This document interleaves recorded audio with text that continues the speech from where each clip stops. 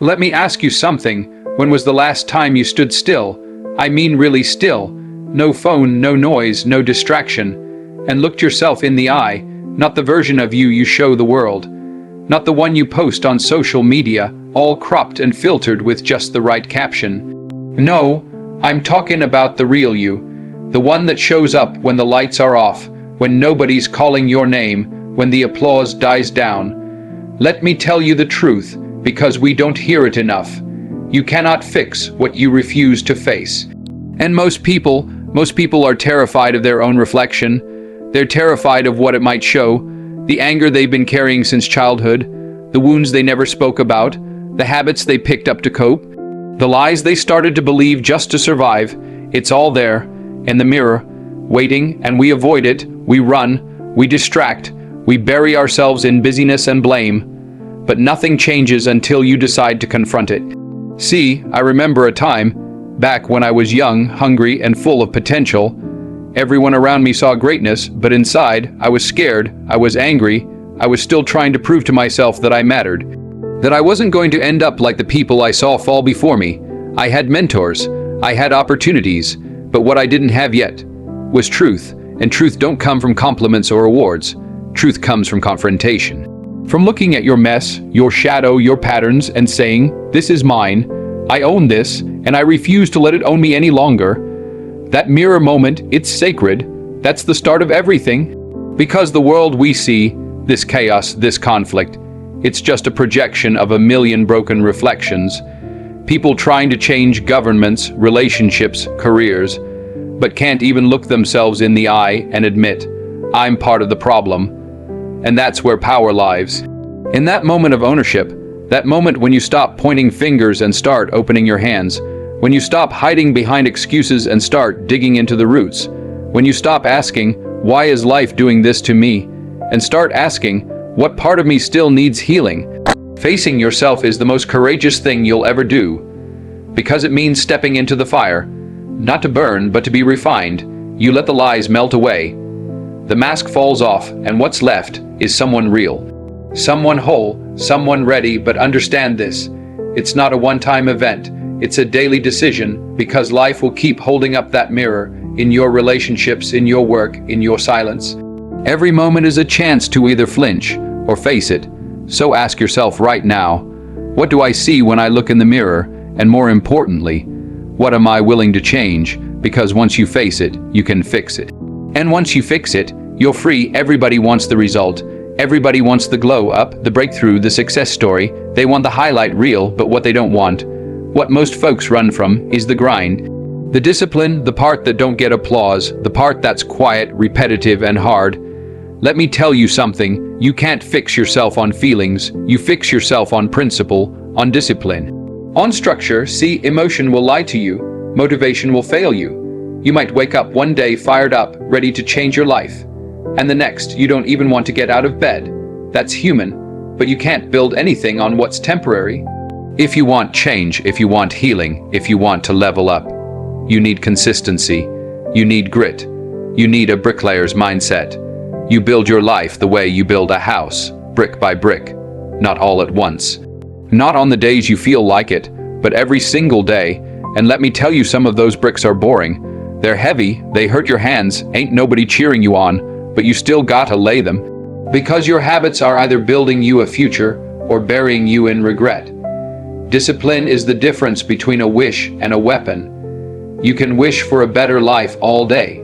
You can write it on vision boards, manifest it, talk about it in group chats. But if you're not putting in the daily work, all you've got is daydreams and dust. You want to get in shape. It's not about one workout. It's showing up on the days you're tired, on the days it's raining, on the days you didn't sleep well. You want to heal from that trauma. It's not just one deep conversation or one journal entry. It's showing up for yourself when the old voices come creeping back. It's choosing not to repeat what broke you. Discipline ain't glamorous. It's doing the work when no one's watching. It's making the hard choice when the easy one's calling your name. It's skipping the drama, the gossip, the distractions. Because you got bricks to lay. You've got a life to build, a legacy to write, and understand this. Discipline doesn't just build outcomes, it builds character. You don't just become someone who has what they want. You become someone who deserves it. Someone who's solid, someone who's rooted, someone who doesn't need to perform or pretend because they know, I put in the work. Look, everybody's got potential, but potential without discipline, that's just noise. That's just smoke. The real power, the real magic, it's in the repetition, the routine, the commitment to do what's right, even when it's not easy. Especially when it's not easy. And here's what nobody tells you: discipline gives you freedom. Yeah, I said it, not the other way around. When you master your habits stop mastering you. When you take control of your time stops slipping through your fingers. When you stop chasing comfort, you start walking in purpose. So the question becomes simple: what bricks are you laying today? Because your future house is being built right now, not next year, not when life gets easier, right now, in the choices you make, in the habits you keep, in the things you're willing to do, especially when nobody's watching. We're living in a time where people care more about being seen than being solid, more about how many followers they've got than who's following their example, more about being liked than being real. But let me tell you something that doesn't go out of style. Character, that's what lasts. That's what echoes after you're gone. You want to fix yourself. Start thinking about what you're leaving behind, not just for yourself, but for the ones coming after you. Your healing is not just about you. Your discipline, your choices, your breakthroughs, they ripple. They reach places you'll never see. They touch lives you'll never meet. I've seen it with my own eyes. I've watched men and women rise, not because they were the loudest in the room, but because they did the work in silence. Because they turned pain into purpose. Because they got tired of watching the same patterns destroy generation after generation. And they said, it stops with me. That's legacy, that's power, that's fixing yourself so that your children don't have to heal from what you refuse to confront. That's showing up better in your relationships, not because they deserve perfection, but because they deserve presence. They deserve your truth. They deserve a version of you that's been sharpened by the fire, not swallowed by it. Listen, anybody can post a quote. Anybody can go viral. But who are you when nobody's clapping? Who are you when there's no camera, no crowd? That's the person who will build legacy. You want to know what the world really needs. It needs people who have done the work, people who don't bleed on others because they never cleaned their own wounds, people who have stared down their demons and came back with wisdom, not just war stories. People who have fixed themselves not to be perfect, but to be present, for their families, for their communities, for their purpose. I've learned something through all these years, through every role I've played, every room I've walked into. The applause fades.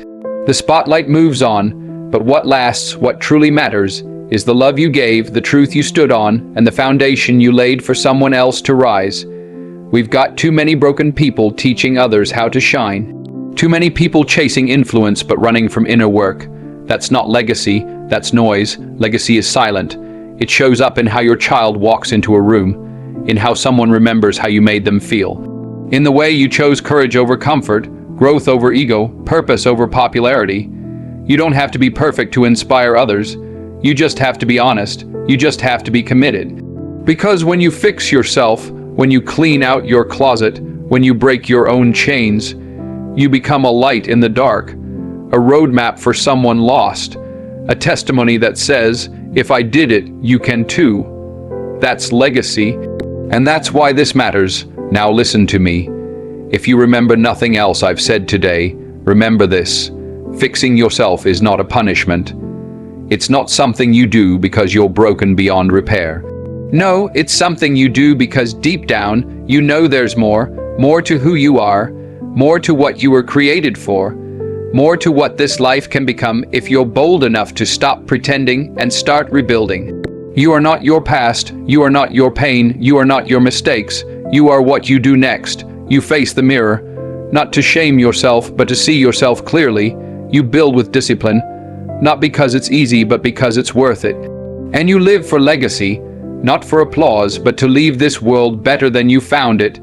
Fix yourself, because when you do, you'll find that what you were chasing out there, the peace, the purpose, the power, it was inside you all along. Stand up, Own your life, lay your bricks, light the way, fix yourself, and watch everything else follow.